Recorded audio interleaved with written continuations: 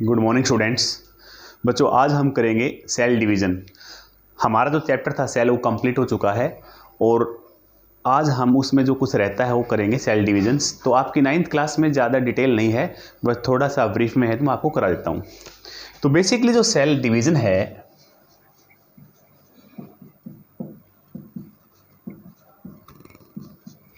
Basically cell दो तरीके से डिवाइड करती है बच्चों। एक को बोलते हैं माइटोसिस और एक को बोलते हैं मेयोसिस। माइटोसिस एंड मेयोसिस, तो दो तरीके हैं डिवाइड करने के। दोनों में डिफरेंस क्या है? दोनों में जो मेजर डिफरेंस है वो ये है कि माइटोसिस के अंदर एक सेल डिवाइड करती है, उससे दो डॉटर सेल बनती है। तो जो क्रोमोसोम नंबर पेरेंट सेल में होते हैं वही क्रोमोसोम नंबर किस में होते हैं? डॉटर सेल में। यानी क्रोमोसोम नंबर सेम रहते हैं किसमें? माइटोसिस में। यानी जो पेरेंट सेल में क्रोमोसोम नंबर है वही नंबर किस में रहेंगे? डॉटर सेल में सेम। ठीक है, इसलिए इसको इक्वेशनल डिवीजन यानी इक्वल रहते हैं, इक्वेशनल डिवीजन भी कहते हैं। यानी कि इक्वल डिस्ट्रीब्यूशन हुआ है किसका? क्रोमोसोम का। जो पेरेंट सेल में थे उतने ही किस में है? डॉटर सेल में। मेयोसिस में क्या होता है? जो पेरेंट सेल है उससे जो सेल बनती हैं उनमें क्रोमोसोम क्या हो जाते हैं? हाफ हो जाते हैं। क्या हो जाते हैं? हाफ। और मेयोसिस हमेशा दो स्टेज में होती है, स्टेज 1 और यहां पर स्टेज 2। क्रोमोसोम नंबर तो मेयोसिस 1 में हाफ हो जाते हैं, तो इनसे दोबारा से जो सेल बनती हैं क्रोमोसोम नंबर तो इनमें हाफ ही रहते हैं बच्चों। क्रोमोसोम नंबर तो हाफ ही रहते हैं, डीएनए भी हाफ हो जाता है। क्रोमोसोम नंबर तो हाफ हो जाते हैं फर्स्ट मेयोसिस 1 में और डीएनए हाफ हो जाता है मेयोसिस 2 में। तो मेयोसिस 1 में क्या हाफ हो जाता है? Half chromosome number. और मेयोसिस 2 में क्या हो जाता है? डीएनए भी क्या हो जाता है? हाफ। ठीक है, डीएनए भी क्या हो जाता है? हाफ। तो यहां पर 4 सेल बनती हैं। मेयोसिस में एक पेरेंट सेल से 4 सेल बनती हैं और चारों क्या होती हैं? हैप्लॉइड। अब ये चारों सेल हैप्लॉइड है क्योंकि इनके अंदर क्रोमोसोम का सिंगल सेट है, हैप्लॉइड। जबकि यहां पर क्या था? जो पेरेंट सेल थी वही सेल कैसी है? डॉटर सेल है। ठीक है, तो दोनों में कैसे कैसे किस प्रकार से कैसे सेल डिवाइड करती है, क्या तरीका है, कौन कौन से स्टेप है, वो हम थोड़ा ब्रीफ में कर लेते हैं।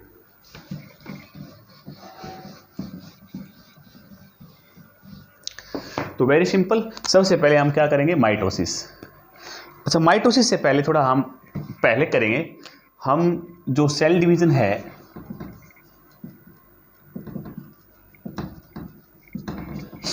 एक सेल जब डिवाइड करना शुरू करती है तो वो कुछ स्टेप को फॉलो करती हैं। मतलब स्टेप ऐसे नहीं कि एकदम डिवाइड कर जाएगी, सेल के अंदर कुछ इवेंट्स चलते हैं। वे इवेंट्स मतलब पहले क्या होता है, फिर क्या होता है, फिर क्या होता है। तो जो इवेंट्स होते हैं उनकी सीक्वेंस क्या कहलाती है? Cell cycle. क्या कहलाती है? Cell cycle. ओके, तो इवेंट्स ऑफ सीक्वेंस या फिर कह सकते हो आप sequence of events through which a cell divide is called cell cycle. क्या बोलेंगे इसको? सेल साइकिल बोलेंगे। समझे आप लोग? सेल साइकिल के दो फेज होते हैं। सेल जब डिवाइड करती है तो दो फेज होते हैं। पहला फेज क्या है? इंटरफेज। और दूसरा फेज क्या है? एम फेज, जिसको माइटोटिक या माइटोसिस फेज बोलते हैं। तो जब सेल डिवाइड करती है तो दो फेज होते हैं। पहला फेज इंटरफेज होता है, दूसरा होता है एम फेज। इंटरफेज में सेल अपनी प्रिपरेशन करती है, तैयारियां करती है। डिवाइड होने से पहले जो भी प्रिपरेशन होती है वो इंटरफेज में हो जाती है। उसके बाद एम फेज में फिर सेल डिवाइड कर जाती है किसमें? डॉटर सेल में। समझे आप लोग? तो ध्यान रखना। तो यहां पर पहला इंटरफेज है, इंटरफेज के अंदर एक सेल है, मान लो एक सेल के अंदर प्रिपरेशन हो रही होती है। मतलब डिवाइड करने से पहले सेल के अंदर सब कुछ डुप्लीकेट हो जाता है। डीएनए, क्रोमोसोम, डीएनए है, प्रोटीन है, आरएनए है, और भी सेल ऑर्गेनल सारे क्या हो जाते हैं? डुप्लीकेट हो जाते हैं, डबल हो जाते हैं। ठीक है, डिवाइड होने से पहले। तो वैसे तो इसमें जब इंटरफेस के अंदर सेल के अंदर हमें कुछ नज़र नहीं आता क्या हो रहा है, तो उसके आधार पे इसको रेस्टिंग फेज बोलते हैं। लेकिन ऐसा नहीं है, रियल में इंटरफेज के दौरान सबसे ज़्यादा केमिकल रिएक्शन होते हैं सेल में, इसलिए इसको मोस्ट मेटाबॉलिक फेज बोलते हैं। तो मोस्ट मेटाबॉलिक एक्टिव फेज होता है, मोस्ट मेटाबॉलिकली एक्टिव फेज है ये, मोस्ट मेटाबॉलिकली एक्टिव फेज होता है इंटरफेज, ठीक है। इंटरफेज को फर्दर हम डिवाइड करते हैं अलग अलग स्टेज में, G1 phase, S phase, G2 phase, G1 phase, S phase और G2 फेज, ये सारे इंटरफेज के ही पार्ट हैं। G1 फेज में क्या होता है, सेल मेटाबोलिकली क्या हो जाती है, एक्टिव, मेटाबोलिकली क्या हो जाती है, एक्टिव, यानी कि उसमें केमिकल रिएक्शन स्टार्ट हो जाते हैं डिवाइड होने से पहले, प्रोटीन आरएनए बनने, एंजाइम्स बनने क्या हो जाते हैं स्टार्ट। एस फेज के अंदर डीएनए डुप्लीकेट होता है, जिसको हम क्या बोलते हैं, DNA replication, DNA replications, DNA double हो जाता है बच्चों, क्या हो जाता है, डबल। मान लो डीएनए 1C है तो क्या हो जाएगा 2C। डीएनए किसका पार्ट है, क्रोमोसोम का, तो डीएनए का अमाउंट डबल हो जाता है, याद रखना। उसके बाद G2 फेज में क्या होता है, प्रोटीन, आरएनए और सेल ऑर्गेनल्स, जो भी सेल के ऑर्गेनल हैं सारे के सारे क्या हो जाते हैं, डुप्लीकेट हो जाते हैं, सबका अमाउंट से डबल हो जाता है। ये सब कुछ डबल इसलिए होता है क्योंकि एक सेल से जब दो सेल बनेंगी तो बराबर बराबर क्या हो जाए, डिस्ट्रीब्यूशन हो जाए, इसलिए पहले सब कुछ क्या हो जाता है, डबल। तो ये इंटरफेज के अलग अलग सब फेज है जो मैंने आपको बताए हैं। अब हम करते हैं एम फेज, जो वास्तव में जो एक्चुअल डिवीजन है, ठीक है बच्चों। एम फेज जिसको माइटोटिक फेज बोलते हैं, माइटोटिक या माइटोसिस, माइटोटिक फेज, ठीक है। तो ये एम फेज जो है ये एक्चुअल डिवीजन को डिनोट करता है। इसमें सेल एक्चुअली क्या करती है, डिवाइड करती है, एक्चुअल डिविजन्स। और याद रखना सेल साइकिल में जो टोटल टाइम है उसका केवल 5% टाइम ही सेल डिवाइड होने में लगता है, 95% टाइम्स इंटरफेज में लगता है, यानी कि 95% टाइम कंज्यूम होता है किसमें, इंटरफेज में। डिवाइड होने में बहुत ही कम वक्त लगता है, तैयारी करने में ज़्यादा वक्त लगता है। तो 5% टाइम ही लगता है किसमें, एम फेज में। क्लियर, यस, याद रखना, इस चीज़ को आपने याद रखना है। अब मैंने आपको बताया था कि जो सेल है बेसिकली दो तरीके से डिवाइड करती है, माइटोटिक, माइटोसिस और मेयोसिस। माइटोसिस को माइटोटिक भी कह सकते हैं और मेयोसिस को मेयोटिक भी कह सकते हैं, ठीक है। तो माइटोसिस और मेयोसिस दोनों के अंदर इंटरफेज होता है, एम फेज होता है। तो पहले हम माइटोसिस करते हैं। माइटोसिस को हम क्या बोलते हैं, इक्वेशनल डिवीजन, इक्वेशनल डिवीजन, यानी कि इक्वेशनल डिवीजन का मतलब यहां पर जो पेरेंट सेल में क्रोमोसोम होते हैं वही क्रोमोसोम किस में होते हैं, डॉटर सेल में। क्लियर। तो इंटरफेज हम जानते हैं क्या होता है, तो इसमें डायरेक्ट हम एम फेज करते हैं, जो रियल जो डिवीजन है। और यहां पर एम फेज में क्या होता है, दो पार्ट होते हैं। एक सेल है, मान लो इसमें न्यूक्लियस है, तो पहले सेल के अंदर न्यूक्लियस डिवाइड करेगा, न्यूक्लियस, दो न्यूक्लियस बनेंगे, ठीक है। उसके बाद लास्ट में फिर साइटोप्लाज्म डिवाइड करेगा और दो सेल बन जाएंगी, ठीक है। तो पहले दो न्यूक्लियस बनते हैं, ठीक है, सेल ऑर्गेनल बराबर बराबर क्या हो जाते हैं, डिस्ट्रीब्यूट, और फिर साइटोप्लाज्म क्या होता है, डिवाइड। तो एम फेज जो है, जो एक्चुअल डिवीजन है, इसके दो पार्ट हैं, न्यूक्लियर डिवीजन और साइटोप्लाज्मिक डिवीजन, साइटोप्लाज्मिक डिवीजन, ठीक है। क्लियर। जो न्यूक्लियर डिवीजन है उसको हम क्या बोलते हैं, क्रायोकाइनेसिस, क्रायोकाइनेसिस। और जो साइटोप्लाज्मिक डिवीजन इसको हम क्या बोलते हैं, साइटोकाइनेसिस, साइटोकाइनेसिस। क्लियर। तो इस चीज को आपने ध्यान में रखना है मेरे बच्चों, ठीक है। अब एम फेज का जो क्रायोकाइनेसिस, जैसे एक सेल है, ये सेल है, हम क्या कर रहे हैं, माइटोसिस, ये इसका न्यूक्लियस है, ठीक है, ओके। हम क्या कर रहे हैं, एम फेज, यानी जो एक्चुअल डिवीजन है। और एम फेज में मैंने अभी बताया था, पहले तो न्यूक्लियस डिवाइड करेगा और फिर क्या डिवाइड करेगा, साइटोप्लाज्म। तो इसका हम क्रायोकाइनेसिस करेंगे पहले। तो इसमें एम फेज के अलग अलग फेज, इसको फर्दर हमने अलग अलग सब फेज में डिवाइड किया है, जैसे प्रोफेज, मेटाफेज, एनाफेज और टेलोफेज। क्योंकि आप 9th क्लास के बच्चे, तो आपको ज़्यादा डिटेलिंग की आवश्यकता नहीं होती, कोई फायदा नहीं है। हायर क्लास में आप डिटेलिंग में करोगे तो यहाँ पर जस्ट आपको बेसिक नॉलेज हो जानी चाहिए कि सेल कैसे कैसे डिवाइड करती है। तो ये एम फेज है, इसको हमने फर्दर 4 सब फेज में डिवाइड कर दिया बच्चों। इसमें क्या होता है, प्रोफेज में जो सेल होती है,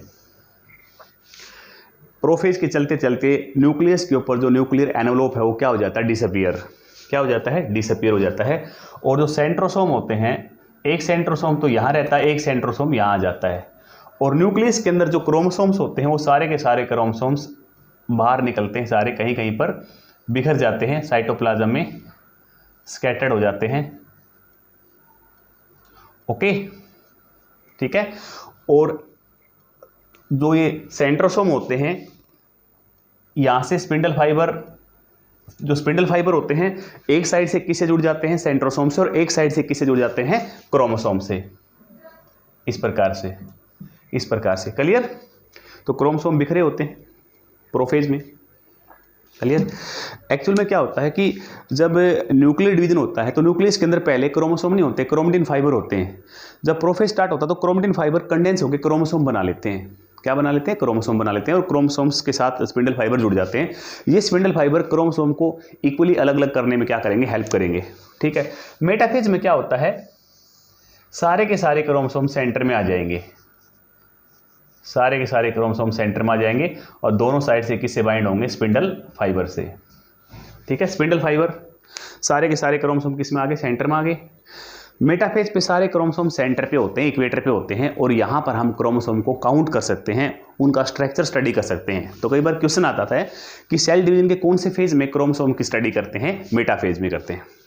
एनाफेज में क्या होता है, स्प्लिटिंग। हम माइटोसिस कर रहे हैं, मियोसिस हम नेक्स्ट लेक्चर में करेंगे। स्प्लिटिंग का मतलब क्रोमोसोम ऐसे दिखाया है मैंने, ये क्रोमोसोम के दो आर्म्स होते हैं।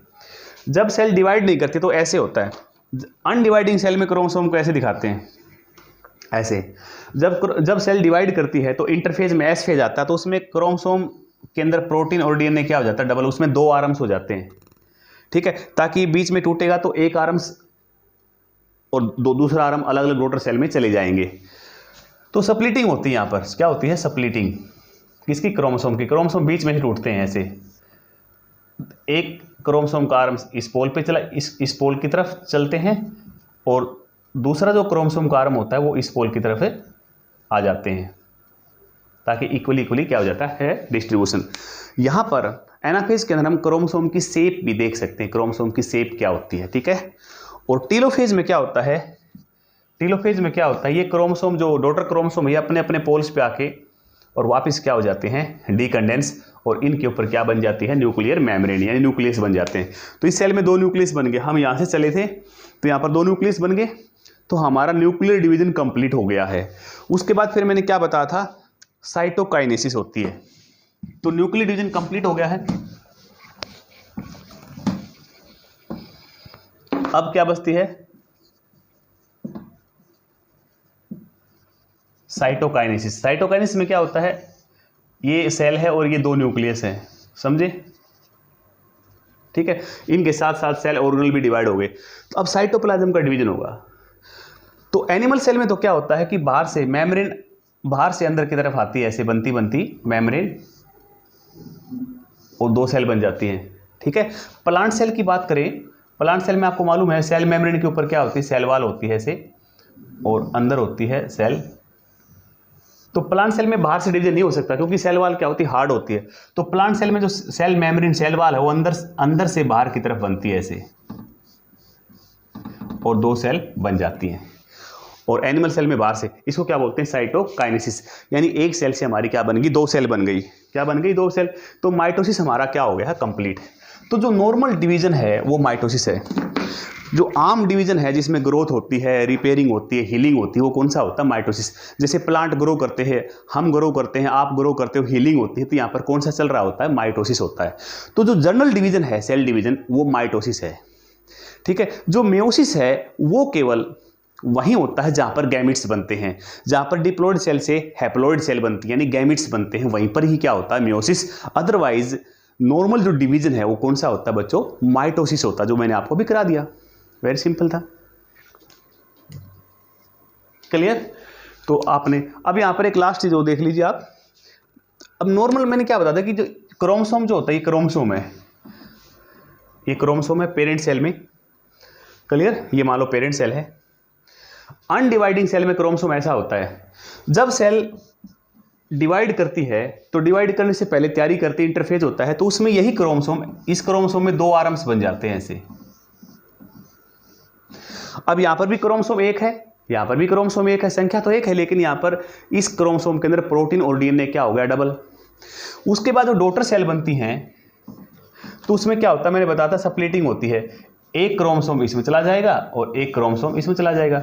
तो पेरेंट सेल में जो क्रोमोसोम था, पेरेंट सेल में जो क्रोमोसोम नंबर थे वही नंबर किस में हो गए, डॉटर सेल में। वही नंबर पेरेंट सेल में, अब ये डॉटर सेल बन गई, एक डॉटर सेल ये बन गई, एक डॉटर सेल ये बन गई और पेरेंट सेल ये थी। तो पेरेंट सेल में जो क्रोमोसोम था, जो अमाउंट था क्रोमोसोम के अंदर डीएनए प्रोटीन का, वही अमाउंट किस में बन गया, डॉटर सेल में। उससे पहले ही मैंने बताया था क्रोमोसोम में एक आर्म्स और बन जाता है। आर्म्स का मतलब उसमें डीएनए प्रोटीन डबल हो जाता है तो एक आर्म और बन जाता है, बाद में फिर स्प्लिटिंग होती है ताकि बराबर बराबर क्या हो जाए, डिस्ट्रीब्यूट हो जाए। समझे, इस बात को आपने नोट कर लेना। तो आज हमने माइटोसिस कर लिया है, नेक्स्ट लेक्चर में हम आपको मियोसिस कराएंगे ब्रीफ में, क्योंकि आपका 9th का स्टैंडर्ड है तो आपको थोड़ा हल्का सा ब्रीफ में ही कराना पड़ता है बच्चों, ज़्यादा डिटेलिंग नहीं है। ज़्यादा डिटेलिंग हम आपको हायर क्लास में +1 में कराएंगे। ठीक है बच्चों, थैंक यू लॉट।